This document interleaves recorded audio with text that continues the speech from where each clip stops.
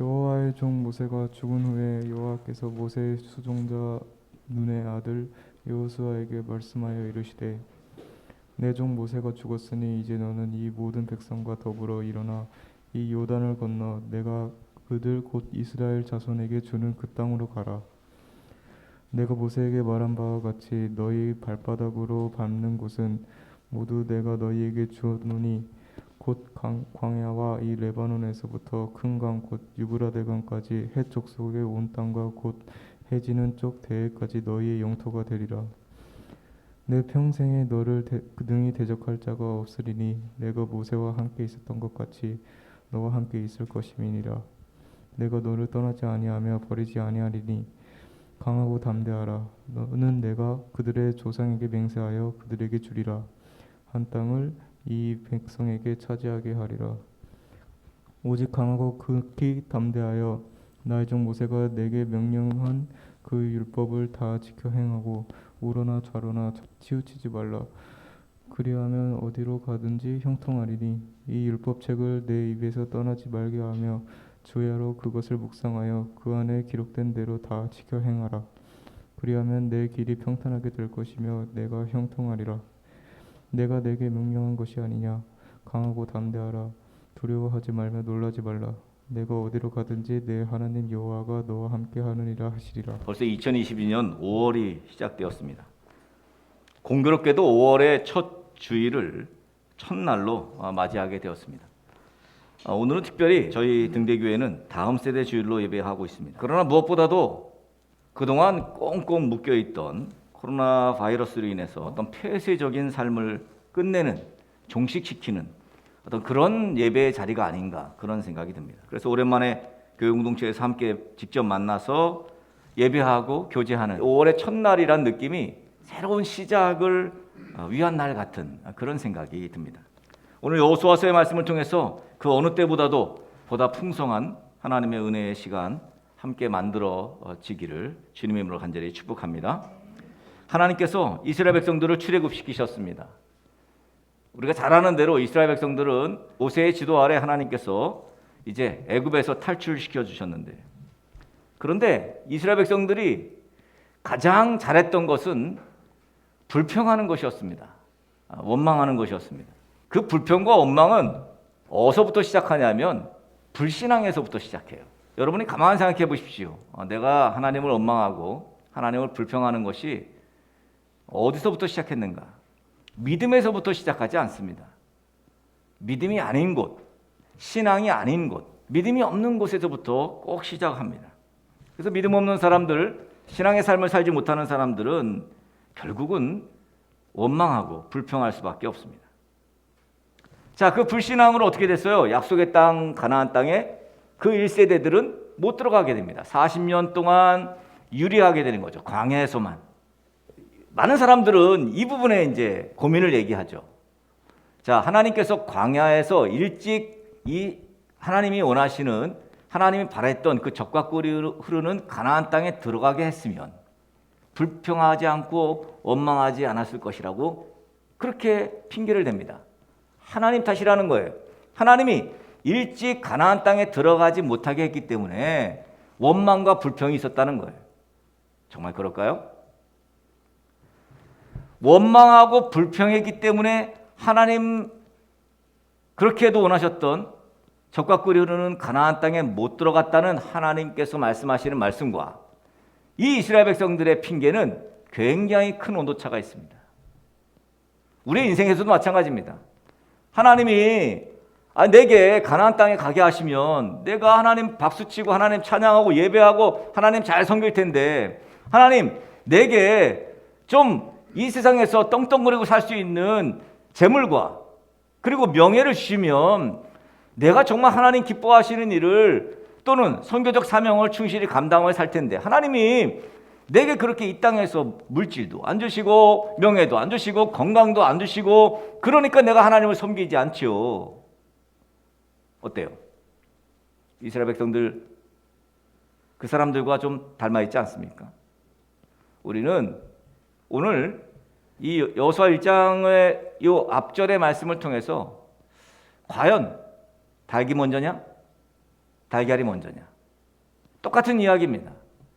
우리가 형통하게 되기 위해서 하나님께서 말씀하신 말씀대로 살아야 되느냐? 아니면 하나님께서 우리에게 그렇게 살도록 복을 주시면 우리가 하나님 말씀대로 그렇게 살 것이냐? 내가 원하는 대로 하나님께서 하셔야 되느냐? 여러분, 주체와 그 개체가 분명히 다르다는 사실을 오늘 말씀을 통해 깨달아야 합니다. 지난 40년 광야 생활, 이스라엘 백성들, 하나님께서 이스라엘 백성들을 출애굽시키시고 어마어마한 일들을 행하셨습니다. 하나님이 아니면 안 되는 일들을 행하셨어요. 근데 우리의 광야 생활도 마찬가지죠. 여기 뭐 20년 동안 광야 생활 하신 분도 계시고 40년 또 50년 또 60여 년 동안의 광야 생활 하신 분도 계신데 과연 하나님께서 어떤 것들을 행하셨는지를 돌이켜 본다면 감히 하나님을 원망하고 불평할 수 없을 것입니다. 이제 이스라엘 백성들과의 약속 뭐죠? 결국은 적과 꿀이 흐르는 가나안 땅에 들어가게 하겠다는, 너희들을 들여보내주겠다는 그 약속을 지키기 위해서 새로운 리더십인 여호수아를 세우시고, 출애굽 1세대는 결국은 뭐 정탐꾼 12명 중에 제시, 조슈아, 그 다음에 갈렙을 제외한 나머지들은 전부 광야에서 죽고 오직 여호수아와 갈렙만 딱 둘만 1세대 중에는 가나안 땅에 들어가게 되는 그러한 결과를 낳았습니다. 자, 2세대들이에요. 출애굽 2세대들. 혹여 출애굽 3세대도 있을 수 있죠. 어찌됐건 출애굽 다음 세대들은 가나안 땅에 다 들어갔어요. 그런데 출애굽 1세대들, 정말로 애굽에서 이제 탈출해서 광야에서 40년 동안 살던 그 출애굽 1세대들은 다 죽었어요. 우리에게도 2세대들이 바로 다음 세대들입니다. 우리의 다음 세대를 흔히 MZ세대라고 말하죠. 그 MZ세대, 뭐 결국은 밀레니얼 세대 또는 Z세대라고 말하죠. 1981년부터 태어난 2010년도까지 태어난 세대, 여기 출생한 사람들이 MZ세대입니다. 보세요. 2세대들 1세대만큼 신실한 하나님을 경험하지 못했어요. 2세대들은 미숙한 세대예요. 미숙합니다. 그래서 여러분 이제 이 성경 여호수아서 계속 읽게 되면 어떤 내용이 나오면 이제 여호수아가 110세에 죽어요. 110살에 죽는다고요. 여호수아가 죽고 여호수아를 모르던 세대가 나타나요. 그리고는 하나님을 섬기지 않습니다. 물론 신앙의 바통을 물려주지 못해서이기도 합니다만 바탕에 뿌리가 없기 때문에 이 MZ세대들은 신앙의 뿌리가 없어요. 그래서 미숙하고 부족해요. 그래서 모세라고 하는 훌륭한 1세대로부터 잘 배우고 그리고 광야의 생활도 경험했던 흔히 말하는 JC 세대, 조슈아 칼렙 세대, 이 JC 세대들이 MZ세대의 리더십이 되어야 되는 거예요. 그래서 어떻게 신앙하는지, 하나님을 어떻게 섬기는지, 예배는 어떻게 드리는지, 어떻게 믿음의 삶을 살아야 되는지를 이 JC 세대들이 MZ세대에게 가르쳐줘야 되는 거죠. 그래서 하나님은 여호수아를, 갈렙을 지도자로 세우신 것입니다. 교회 안에서 구성원들을 가만히 보면 4, 5, 60대 중년의 그리스도인들, 이 사람들이 바로 그 JC 세대예요. 젊은 시절 놀라운 부흥을 경험했던 세대입니다. 교회에서 잘 신앙 양육 받았던 세대가 바로 이 JC 세대예요. 현재 40대, 50대, 60대 분들에게 젊은 시절의 신앙생활이라는 것은 너무나도 좋은 추억으로 남아 있습니다. 늘 교회와 함께 했고 토요일 저녁 모임은 뭐 인산인해를 이뤘어요. 자리가 모자랄 정도로. 젊은 시절 교회가 폭발적으로 부흥하는 것을 직접 눈으로 본 세대가 바로 이 JC 세대, 4, 5, 60세대. 그리고 동시에 교회의 몰락도 경험한 세대가 바로 이 JC 세대입니다. 바로 윗세대가 경험하지 못했고 지금 MZ세대도 경험하지 못했던 수많은 그 과도기적인 광야를 경험한 세대가 바로 우리 JC 세대입니다. 오늘 여호수아서는 어쩌면 어떤 면으로 보면 이 다음 세대를 위한 것인 것 같습니다만 어찌 보면 이 JC 세대들 정말 그때 그랬어. 그땐 정말 뜨거웠었지. 그러면서 과거를 회상하던 그 세대를 향한 말씀이라고 생각이 듭니다. 자신들이 과연 어떤 리더가 되어야 될지. 여기서 말하는 리더는 부모이기도 하고 선배이기도 하고 교회 리더십이기도 합니다. 여호수아 1장의 문을 열면서 그런 의미를 좀 담았으면 좋겠습니다. 그런데 왜 하필 여호수아일까? 여러분, 여호수아를 왜 하필, 하나님은 왜 여호수아를 이 다음 세대의 리더십으로 세웠을까? 여호수아가 어떤 사람이었길래 여호수아에 대한 인포메이션이 필요합니다. 그래서 민수기 가보니까 모세의 뒤를 이을 여호수아에 대한 내용이 짤막하게 나옵니다. 민수기 27장 18절과 20절에 이렇게 말씀합니다. 제가 읽어보겠습니다. 여호와께서 모세에게 이르시되 눈의 아들 여호수아는 그 안에 영이 머무는 자니 너는 데려다가 그에게 안수하고 그를 제사장 엘르아살과 온 회중 앞에서 세우고 그들의 목전에서 그에게 위탁하여 내 존귀를 그에게 돌려 이스라엘 자손의 온 회중을 그에게 복종하게 하라. 여러분, 여호수아가 어떤 사람이었는지 이 민수기 말씀이 우리에게 가르쳐주고 있습니다. 어떤 사람이래요? 그 안에 영이 머무는 자예요. 오늘날로 말하면 성령으로 충만한 자죠. 어쩌면 리더십은 어떤 사람이어야 되느냐, 어떤 리더를 세워야 되느냐고 누가 물으면 저는 성령으로 충만한 사람이어야 한다고 답해주고 싶습니다. 지도자는 다른 그 어떤 조건보다도 하나님의 영으로 충만한 사람이어야 합니다. 그런데 오늘 1절에 보니까 모세가 죽은 후라고 나옵니다. 모세가 죽은 후에 여호와께서 모세의 수종자 눈의 아들 여호수아에게 말씀하여 이르시되, 모세는 여호와의 종이라고 말해요. 1절에. 그런데 눈의 아들 여호수아는 여호와의 종이라고 말을 안 해. 뭐라고 말해요? 그냥 모세의 수종자. 그러니까 모세를 떠받드는 사람, 모세의 수발을 드는 사람이란 뜻이거든요. 모세의 수종자에 불과했던 여호수아는 모세가 죽고 나자 이스라엘 백성들을 이끌어야 하는 그러한 사람으로 이제 급부상하게 된 거예요. 자, 그러면 어떨까요? 여호수아 입장에 여러분이 여호수아야. 하나님의 사랑이라고, 하나님의 종이라고 명명하지 않아. 그저 선생님, 모세를 떠받들고 따르던 수종자에 불과해. 근데 갑자기 모세가 죽었어. 근데 내가 리더십이 됐어. 모세 입장에서는요, 굉장히 두려웠을 거예요. 지금 두렵고 떨리는 마음으로 여호수아는 지금 이스라엘 백성들을 어떻게 저 가나안 땅으로 인도하나 아마 굉장히 두려웠을 것입니다. 지금 여호수아와 함께 새로운 삶을 준비하게 될 이스라엘 백성들 말이에요. 여기서 잊지 말아야 될 중요한 부분이 있습니다. 자, 환경은 바뀌었어요. 광야에서 가나안으로, 이 요단강 건너가면 가나안이잖아요. 자, 환경도 바뀌었고 또 리더십도 바뀌었어. 사람이 바뀌었어요. 그런데 바뀌지 않은 것이 하나 있죠. 환경은 바뀔 수 있어요. 코로나 환경에서 이제 코로나가 종식된 환경으로 바뀔 수 있어요. 사람도 바뀔 수 있습니다. 그런데 안 바뀐 게 하나 있어요. 바로 하나님의 인도하심이죠.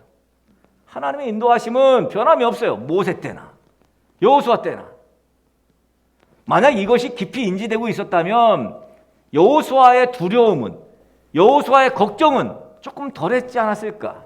여러분, 하나님은 변함이 없으시고 하나님의 약속 또한 변하지 않는다는 사실을 명심하셔야 됩니다. 여러분, 환경이 많이 바뀔 수 있어요. 결혼해가지고 특히 많이 바뀌죠. 결혼하면 확 바뀌잖아요. 여전히 그렇지만 하나님께서 나를 사랑하시고 나를 인도하시고 나를 이끄신다는 사실은 변함이 없습니다. 그래서 여호수아에게 첫 번째로 하나님 내린 명령이 뭐예요? 2절에 일어나 약속의 땅으로 가라는 거예요. 가라는 거예요. 왜 생각나는 게 있죠? 여기 보니까 이게 꼭 누구한테? 아브라함에게 하나님께서 창세기 12장 1절에서 하신 말씀과 아주 유사합니다. 너는 본토 친척 아비 집을 떠나 내가 지시할 땅으로 가라. 내가 네게 지시할 땅으로 가라. 이때 그 땅이 어딘데? 결국은 그때 당시에 창세기 12장 1절에서 하나님께서 약속하신 것이 이루게 되는, 그 과거가 결국은 현재가 되고 현재가 미래가 되게 되는 그 장면이 바로 이 여호수아에 있다는 거예요. 그래서 신앙이란 미래의 것을 믿음으로 현재화하는 것이다. 이렇게 신학자가 이야기합니다. 여러분 이제 일어나 가야 합니다. 아니, 가지 않으면 요단강은 뭐 어림도 없습니다. 아니, 가나안 땅은 어림도 없습니다. 과감히 실행해야 합니다. 이제 과감히 일어나서 가나안으로 가야 합니다.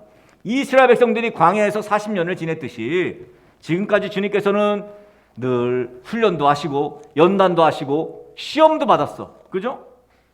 여기까지 온 것은, 우리 등대교회도 여기까지 온 것은, 여러분들이 지금 여기까지 오신 것은 많은 연단, 많은 시험, 그리고 많은 훈련을 통해서 여기까지 오신 것입니다. 지난 40년 광야의 여정을 통해서 하나님께서는 이스라엘 백성들에게 인생의 단맛도 주셨고 쓴맛도 맛보게 하고 또 승리도 한번 맛보고 그리고 패배도 맛보고, 이게 인생 아닙니까? 뭐 맨날 단맛만 있는 게 인생입니까? 아닙니다. 쓴맛도 있고요. 맨날 승리만 합니까? 패배하기도 합니다. 우리 인생의 광야에서 20년, 30년, 50년, 60년을 훈련받고 연단받고 많은 시험을 받고 결국은 여러분들이 여기까지 와 있는 거예요. 주님께서는 우리의 매일매일의 삶 속에 늘 간섭하고 계심을 우리는 잘 알고 있습니다. 과거에 홍해바다를 건너게 하시고 마른 땅으로, 그죠? 하나님께서는 우리에게 또 요단강을 또 마른 땅으로 건너게 하시고 결국 가나안으로 인도해 주실 거라는 거죠. 과거에도 행하셨어요. 지금도 행하고 계시고 앞으로도 좋은 것으로 우리를 인도하실, 우리를 위해 일하실 그 하나님이시라는 사실을 오늘 여호수아가 우리에게 말씀해 주고 있습니다. 그렇기 때문에 미래에 또 다른 절망, 또 다른 쓴맛, 또 다른 실패 있을 수 있어요. 그 광야가 지금 기다리고 있더라도 여러분 겁내지 말라는 거예요. 우리가 이미 한번 해봤잖아. 한번 해봤어요. 또 건너면 되지 뭐. 우리 홍해바다 같은 환경들이 또 오잖아요. 그러면 우리 전에 한번 건넜었잖아. 건너자. 저도 그런 부분이 제 인생에서 굉장히 큰 인사이트였던 것 같습니다. 경험을 해봤잖아요. 그러니까 이제는 좀 그런 부분은 좀 담대해지는 것 같습니다.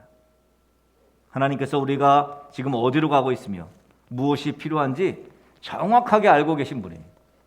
우리가 하나님 말씀에 순종하면 광야에서 벗어나서 풍성한 영적인 양식, 또 마음도 치유해 주시고 그런 곳으로 하나님 이끄실 거라는 기대감이 있어야 합니다. 7절에 또 이렇게 말합니다. 너희가 어디로 가든지 그랬어요. 어디로 가든지 오직 강하고 극히 담대하여 나의 종 모세가 내게 명령한 그 율법을 다 지켜 행하고 우로나 좌로나 치우치지 말라. 그리하면 어디로 가든지 형통하리니. 대부분의 사람들은 위험을 감수하는 걸 싫어해요. 사람들은 다 안정된, 그죠? 일반적으로 안정된 삶을 다 살기를 원해요.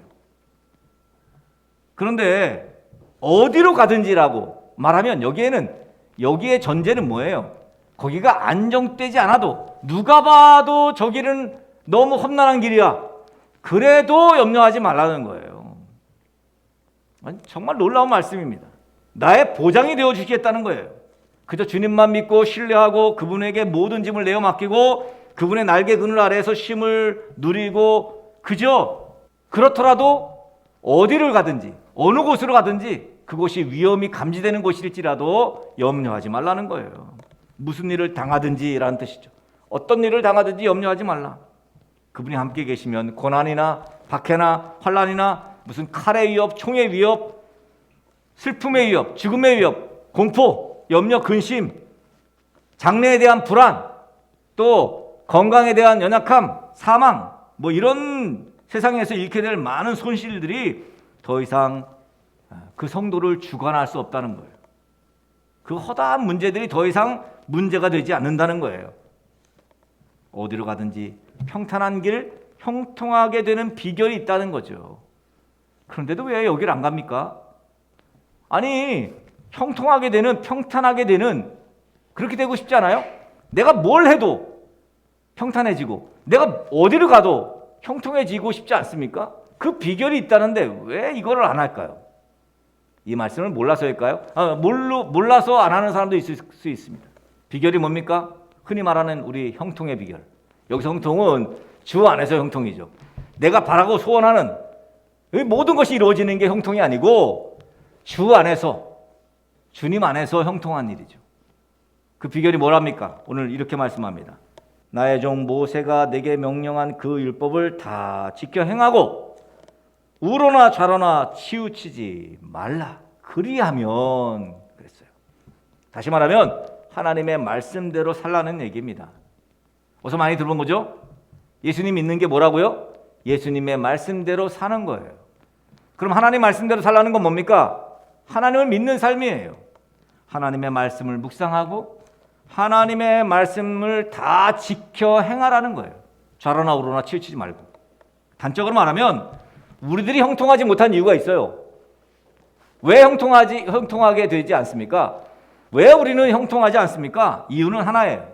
하나님의 말씀을 묵상하지도 않지, 그 말씀대로 지켜 행하지도 않지. 그러니 형통하지 않은 거예요. 형통한 사람들은 이유가 뭐라고요? 하나님의 말씀을 늘 묵상하죠. 하나님 말씀대로 지켜 행하려고 힘쓰죠. 여러분, 가나안 정복이라는 새로운 시작을 앞두고 있는 이 여호수아와 이스라엘 백성들은 아직 가보지 않은 그 땅에 대한 두려움이 있었습니다. 근심이 있었어요. 마치 우리들이 아직 살아보지 못한 코로나 이후에 우리들의 삶을 두려워하고 근심하는 것처럼 똑같습니다. 분명한 것은 가보지 않은 땅, 겪어보지 않은 상황일지라도 형통할 수 있는 비결은 존재한다는 겁니다. 그것은 하나님 말씀을 묵상하고 그 말씀대로 지켜 행하라는 것이죠. 자, 여호수아와 이스라엘 백성들이 가나안 땅에 들어가서 하나님을 잘 섬기고 하나님 말씀대로 잘 살아가는 것이 하나님이 원하시는 것이었어요. 근데 그렇게 했어요? 그래서 여호수아서 1장에 딱 이스라엘 백성들이 가나안 땅에 들어가서 하나님 말씀대로 살고 하나님을 잘 섬겼더라. 그러면 여호수아서로 딱 끝나야 돼, 성경이. 여호수아가 죽고 그를 알던 세대가 다 죽고 나서 하나님을 저버렸습니다. 이스라엘 백성들은 하나님이 아닌 우상을 섬기게 됩니다. 하나님 말씀을 묵상하고 그 말씀대로 지켜 행하라는 말씀을 결국 지키지 못한 거예요. 결국 형통을 맛보지 못한 거죠. 우리도 마찬가지입니다. 코로나 팬데믹으로 지난 2년간 우리는 전혀 가보지 못한, 경험하지 못했던 상황을 직면했습니다. 분명한 것은 어떤 상황이든 어떤 형편이든 형통의 비결은 존재한다는 것이죠. 하나님의 말씀을 지켜 행해야 합니다. 이제 코로나 상황은 얼추 정리되는 것 같습니다. 하나님을 신앙하는 삶, 하나님의 말씀을 지켜 행하는 삶은 코로나 상황이든 또는 코로나가 끝난 상황이든 언제나 우리가 지켜야 하는 믿음의 모습입니다. 사랑하는 여러분, 형통은 환경이나 배경에 있지 않습니다. 형통은 하나님의 은혜에 있어요. 하나님의 은혜가 결국은 형통이에요. 여러분이 하나님을 믿는 만큼 여러분의 형통은 보장이 될 것입니다. 이제 5월입니다. 오늘은 다음 세대 주일입니다. 부모 세대들이 하나님 말씀대로 살아서 형통한 삶을 사는 것을 우리 다음 세대들에게 보여줘야겠죠. 더 하나님을 잘 섬기고 또 말씀을 묵상하고 그리고 그 말씀대로 실천하는 모습을 자꾸 드러내며 사셔야죠. 이제부터는 신실한 믿음의 사람으로 살아가시기를 축복합니다. 하나님의 말씀을 묵상하고 그 말씀을 실천하는 삶을 형통하게 되기 위해서라도 여러분, 말씀을 실천하는 삶을 살아가는 예수 잘 믿는, 예수님을 잘 믿는 우리 등대교회 부모 세대와 다음 세대가 돼서 내가 정말 이 땅에 사는 이 광야 같은 삶에서 형통의 삶을 누리노라고 그렇게 고백하는 저와 여러분 되어지기를 주님의 이름으로 간절히 축복합니다.